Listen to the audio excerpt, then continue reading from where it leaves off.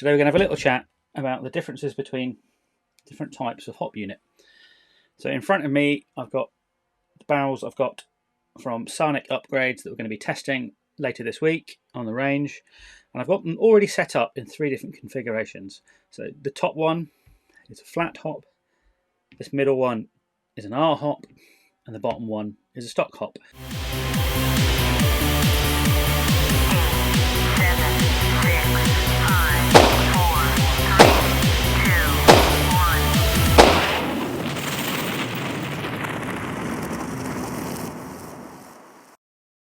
So hello and welcome back to AATV. I'm Tom Anvil Hibberd.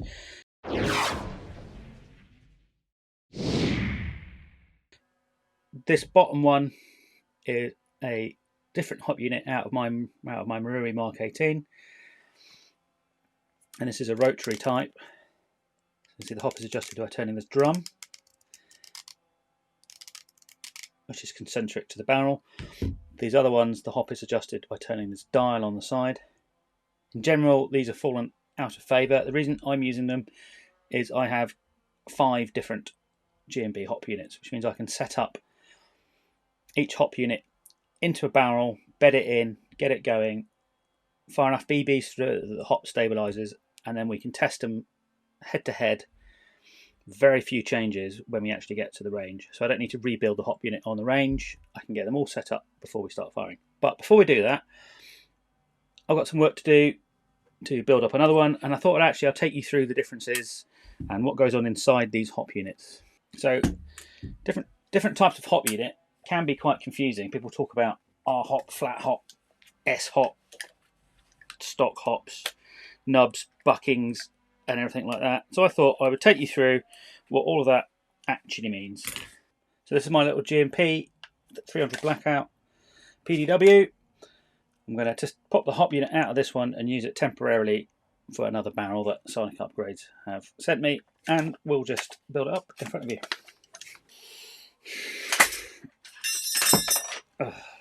So this is a G&P stock hop unit. So here's the gearbox. This is the nozzle. When a gearbox cycles, the air is pushed out of this nozzle. This nozzle moves back and forward, creates an air seal. The reason it moves back and forward is to allow a BB up into the hop chamber. So the BBs themselves come up this tube, fed under spring pressure from the magazine up into this tube. Got a 90-degree angle here. This is a T-junction. Air from the gearbox goes down that hole and pushes the BB. This nozzle itself moves back and forward, and as it cycles, it pulls back, allows a BB to be fed up into the top of the hop chamber. It moves forward and pushes it into the hop unit itself. These can move around a bit, and that can lead to inconsistencies. So you can imagine if the hop unit isn't quite aligned properly, you can get some air seal and accuracy problems. So there tends to be a spring put, certainly on an AR style. This spring pushes against the front of the barrel and pushes the hop unit back against the gearbox. You can see how this ring at the nozzle end of the hop unit nestles and locates inside the gearbox. So this is a view looking down into the air side of the hop unit. If we look at the top of the barrel, you can see the window which the hop rubber comes through to put backspin onto the BB. Currently the hop is entirely off. Let's wind it all the way on. It's all the way on now. So now when we look down the barrel, you can see the bump at the top, and that's the hop rubber or bucking being pushed in through that window into the barrel by what is called the nub, and we'll show you those bits in just a minute. You'll notice that it's a convex surface. All right, let's tear this hop up unit down and have a look at how this all works. There'll be a lot of small parts. We take a hop unit down, so it's good to have a receptacle to put them in. Okay, so we've taken the C-clip off, which is this little red thing here, and that holds the barrel in. Also stops it rotating. To an extent, it can still rotate a little bit, which can be a source of some inaccuracies. So one of the easiest things to look for when you do look down the barrel is to see if your hop rubber is aligned at the top of the barrel. I'll just show you what that could look like potentially.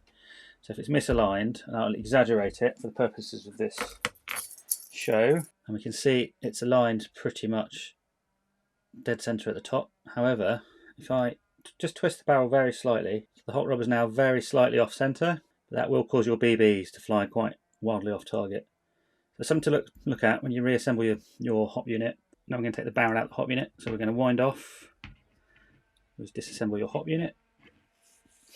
Hold it upside down. In some cases you don't want to completely disassemble your hop unit, but you do want to get the barrel out for a clean or a bucking inspection. If you hold it upside down, so we're going to change this out anyway, so that's no loss. The nub is now protruding. See that clear thing there? That's the actual nub which pushes down on the hop rubber. The reason we're holding it upside down is to keep that little plastic nub in that window. If it fell out, we'd have to reassemble. So that's what we're going to call the nub, that little plastic thing in there. That pushes down on the bucking. Some buckings have ridges internally, or bumps internally, which also help apply backspin to the BB, and it's that backspin which gives airsoft guns the range they wouldn't otherwise have.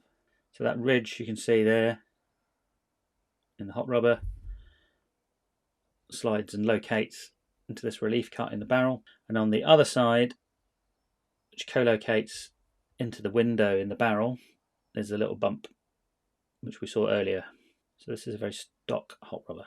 So apply pressure with my finger through the window, I can move the bucking bump down into the hop window, and that's what a hop unit does. Hop rubbers have quite a lot to do. They also have to seal, stop air getting down the outside of the barrel. These lips have to control feed the BB when it goes through into the barrel, and they also do the air seal with the nozzle as well. So they have an awful lot to do. So again, I need to take this apart anyway, so I'll carry on. So these are very small screws, very fine threads, so be quite careful. If we rotate this wheel, which rotates this wheel, which rotates this wheel, this is what you would call this red lever here, what you'd call a hop arm, the nub, up and down against the hop rubber. So you can see the camming surface which operates on the arm. Knock this pin out here. Most hops are different, lots of different types of hop. So if you've got a different site, different one, don't panic, just check the internet. The nub itself is held here, and in here still will be the nub, and here's the nub in this case. That sits on that cutout. That spring just helps provide a bit of tension.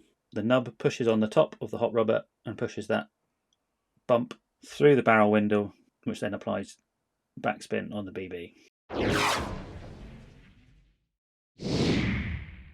So I'm going to fit an R-hop into this unit, and I'm going to use a new barrel that I've been sent by Psionic Upgrades.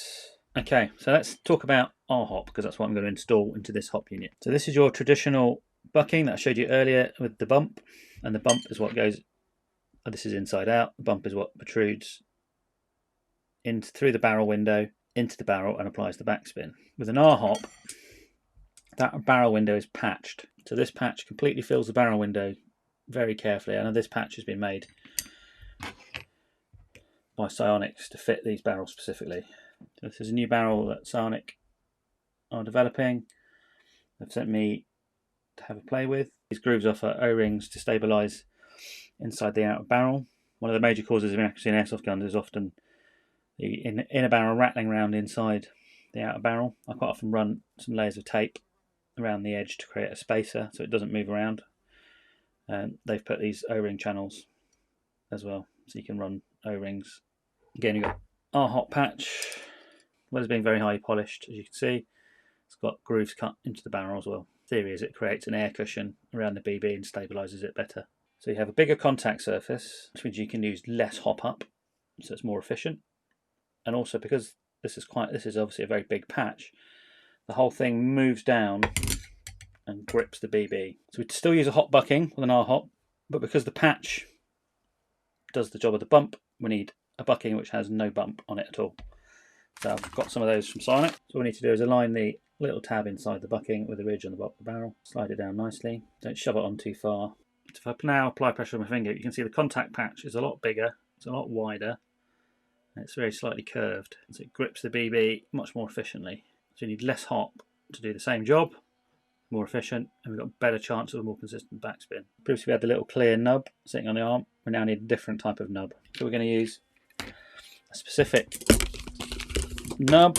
Psionics call it Psi-nub, so this is their nub system. So instead of the little nub we showed you before, this hop unit, Psionics R-hop unit, uses a two-part nub. So we first glue a little flat piece into the hop arm, and then into the hop window itself. Instead of the nub being used, we actually use one of these bits of foam. Obviously a nice flat base we've just glued on, pushes down on the foam, and the foam pushes down on the hop rubber we've just fitted, which pushes down on the R-hop patch and grips the BB. And this foam has been carefully chosen and cut to provide the right amount of resistance and elasticity.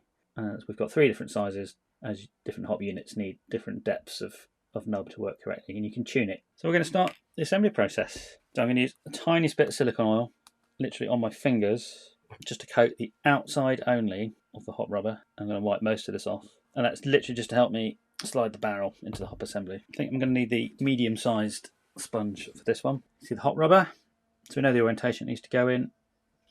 So when you put them in, you put the barrel into the hop unit, ridge to the bottom.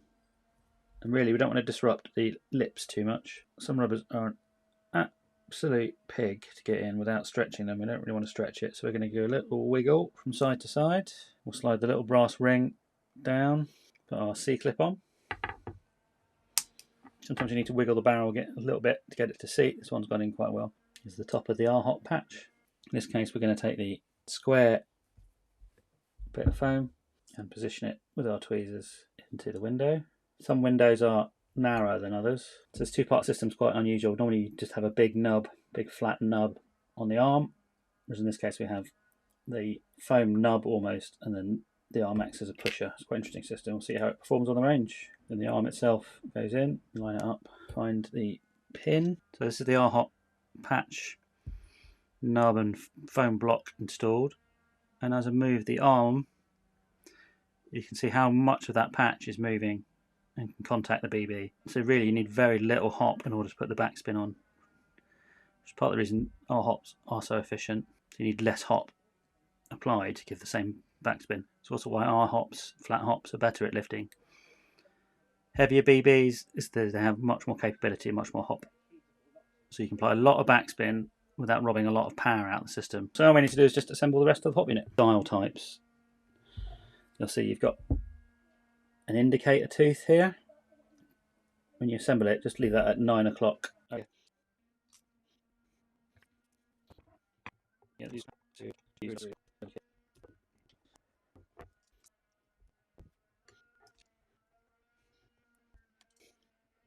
So that's that hop unit rebuilt. So I've got the R-hop on a little bit, and we can see although the patch is down into the barrel, there's still a curve on it. So it will grip a lot of the top of the BB when it applies backspin. And now I've got a lot of R-hop on. And again, we can see how big the contact patch is if you need it to be. So very interested to try this barrel out. So we're going to be using 2 R-hop systems. We've got this one we've just built, and I've shown you how that works. I've got another one based around a standard Madball barrel. So none of the fancy stuff that's inside this one. Very standard Madball barrel. That has the same foam pad, nub, and bucking. The only difference is the barrel. I've been quite lucky with my R-hops that I've been sent the barrels with the patches fitted correctly already. If you try to do it yourself, it's really quite a skillful job. It's quite easy to mess it up. It takes quite a bit of practice to fit an R-hop correctly, so I don't generally bother myself. I'll either use a flat hop or buy a barrel in with an R-hop patch already installed. Some companies like Psionic have made it easier with the tape and with patches that are cut perfectly for the barrel of your choice already. So you're not having to cut patches out of silicone tubing or shave down patches. They'll just go straight in because they're already cut and set for the barrel that you've chosen. Makes life a lot easier.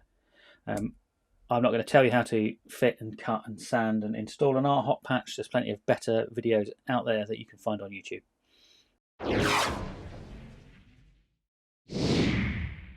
View down the flat hop barrel, the hop fully on. So we've been through what an R-hop and a stock hop look like. This is another R-hop unit. What does a flat hop unit look like? In some ways it's very similar to a R-hop unit. It uses a bucking which doesn't have the bump. You can buy those. I tend to modify my own from Prometheus purple rubbers. I'm not saying that's the right way to go. That's just the way I really like it. It's worked for me consistently. So I'm just going to crack this one open and show you the differences. Okay, so that's the flat hop disassembled. Let's take a look. See, the hop unit is the same as before, but use some slightly different components. So this is a Prometheus purple hop rubber. What I've done, however, again, there's some videos on how to do this on the internet from the inside. So what I did is I turned the hop rubber inside out and removed the ridge, this ridge here. So I also removed the bump from the inside. So instead of the little tubular nub on the stock hop, we've got this little bridged flat nub instead. And that's really the heart of the flat hop, is a flat nub.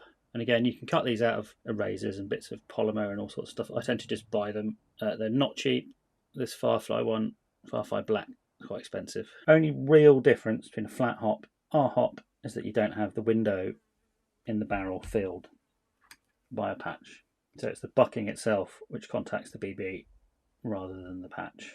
Reassemble this one. So the bump that you get through the hop window isn't quite as flat or as concave as with the R hop, but it's somewhere in between that and the stock hop.